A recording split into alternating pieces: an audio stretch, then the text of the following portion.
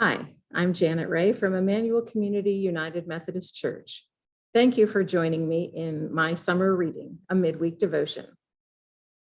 I'm reading from the prophet Micah, chapter 4. In the last days, the mountain of the Lord's temple will be established as the highest of the mountains. It will be exalted above the hills, and people will stream to it. They will beat their swords into plowshares and their spears into pruning hooks. Nation will not take up sword against nation, nor will they train for war anymore. Everyone will sit under their own vine and under their own fig tree, and no one will make them afraid. This is a beautiful image of community, isn't it? It's grand with the people streaming to the temple of the Lord high on the mountain. It's inspiring, swords and shields and spears being reimagined as instruments used to provide food for bodies. It's poignant. Everyone sitting unafraid in a place of their very own, a place of refuge and safety, a home. Right now, a group of us are reading and discussing the 2016 Pulitzer Prize winning book by Matthew Desmond, Evicted: Poverty and Profit in the American City. Matthew Desmond's parents were evicted from the Arizona home he had grown up in while he was off at college. He was studying to be a lawyer, but he and his friend drove back to the town where he came from to help his parents move.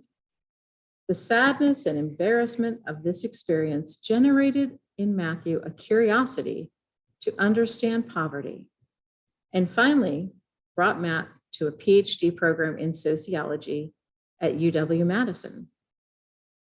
While researching Evicted, Matthew Desmond lived in a trailer park off College Avenue and 6th in South Milwaukee, and then in a rooming house at First and Locust in North Milwaukee. He spent 14 months, a white man from a middle-class background, living with people experiencing housing insecurity. He writes about the importance of building relationships in order to conduct his research. You do this by building rapport with the people you want to know better and following them over a long stretch of time, observing and experiencing what they do, working and playing alongside them until you begin to think like they think and feel something like what they feel. Everything about you, your race and gender, where and how you were raised, your temperament and disposition, everything about you can influence whom you meet, what is confided to you, what you are shown, and how you interpret what you see. My identity opened some doors and closed others. In the end, we can only do the best we can with who we are.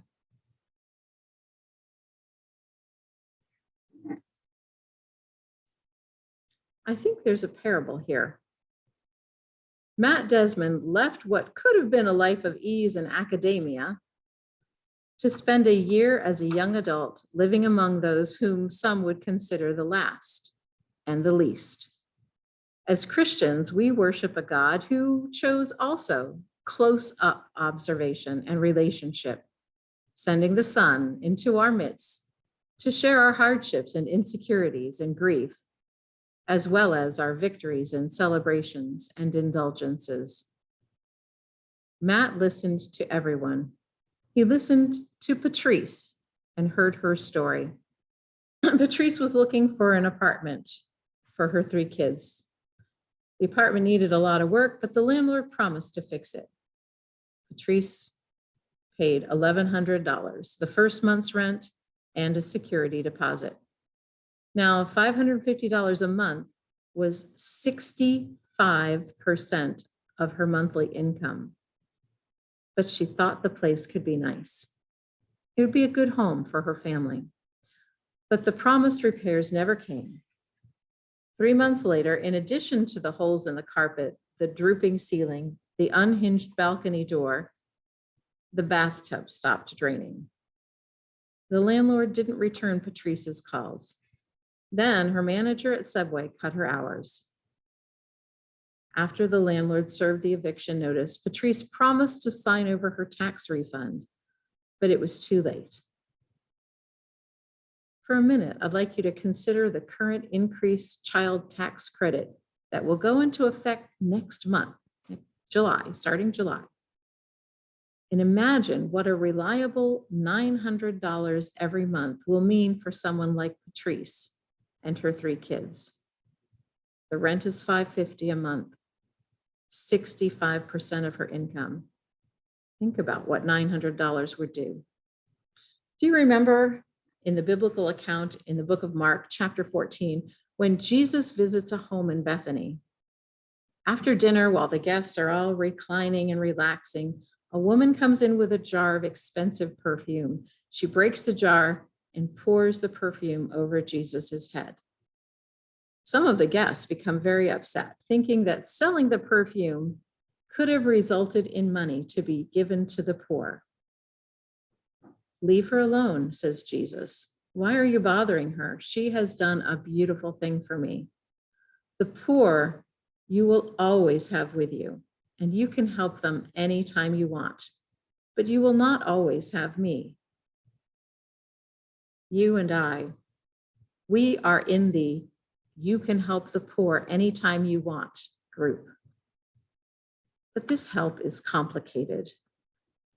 Perhaps the most important thing we can do is listen to stories of people in need, like Matt Desmond did, like Jesus did. We can go and meet our neighbors. Juneteenth is this coming Saturday, June 19th. There will be a street festival with activities, food, and vendors on Martin Luther King Drive from 9:30 in the morning till 4 p.m. There's even a parade beforehand. Why not go downtown and participate? Show your support.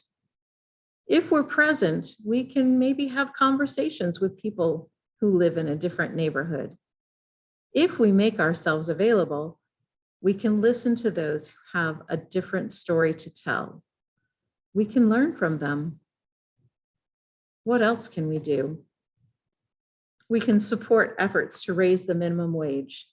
Housing prices have inflated much more quickly than the minimum wage, and low-income people literally can't afford low-income housing. Do you know that the federal government pays out about $70 billion each year to homeowners on mortgage interest deductions? $70 billion is twice as much as the annual government budget for housing subsidies, which is so underfunded that only 24% of those who meet the guidelines can actually get help.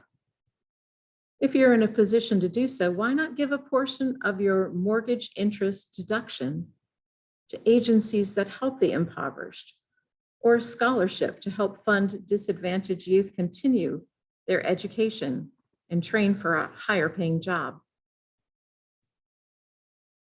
As I close, I'd like to have you think about a verse from Isaiah chapter 58. The Lord says, "This is the kind of fast day I'm after, to break the chains of injustice, get rid of exploitation in the workplace, free the oppressed, and cancel debts. What I'm interested in seeing you do is sharing your food with the hungry, inviting the homeless poor into your homes, putting clothes on the shivering ill-clad, being available to your own families. Do this, and your righteousness will pave your way." Thank you for joining me today. As always, send me your book suggestions.